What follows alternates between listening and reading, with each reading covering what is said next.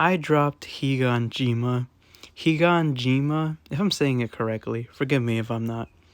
I read 102 chapters, and it really had potential, but unfortunately, like most manga, it devolved from its initial genre. Higanjima starts as we have our main character named Akira, right? He learns that his older brother is missing. His older brother went missing on his island. So him and his friends are like, well, let's go get him. So they go to this island. Turns out it's run by vampires. Super scary. These vampires, they drain people of blood. They're scary. It's, your average horror, your average, like, how are they going to escape the island? Is Akira's brother really alive? Oh no, this character died, kind of thing. Here's where the problems start, though. That's only the beginning of the manga. Later on, Akira takes on this master who teaches him a way to fight vampires because he taught his brother. And so he starts being able to fight back against the vampires, and it's like believable, it's like it's still pretty hard for them to fight the vampires.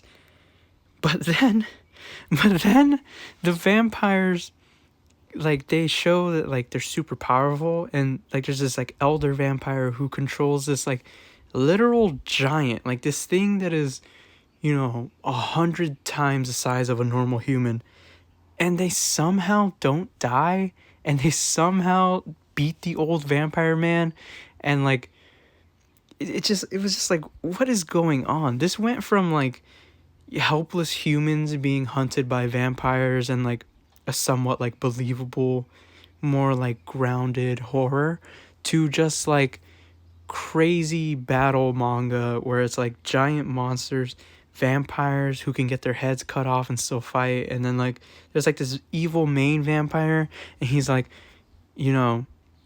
Akira ends up finding his older brother, and he turns his older brother into a vampire.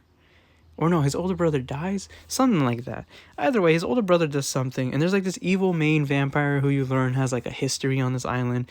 This island used to be, like, a peaceful island until Akira's brother, like, released the vampire, because, like, the vampire was locked away behind, like, this seal or something.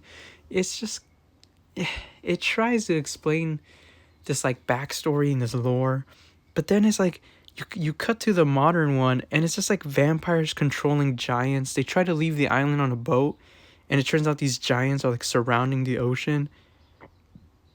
I don't know. I kind of gave up on it. Another weird aspect of it is that the way that Akira learns that his brother died, or brother is missing, is that he meets his brother's wife, who has, like, sort of amnesia. She's sort of lying because she's being controlled by the vampires. But basically, like, he meets his brother's wife. After his brother dies, him and his brother's wife start, like, flirting is not the right word, but start, like, getting to know each other better.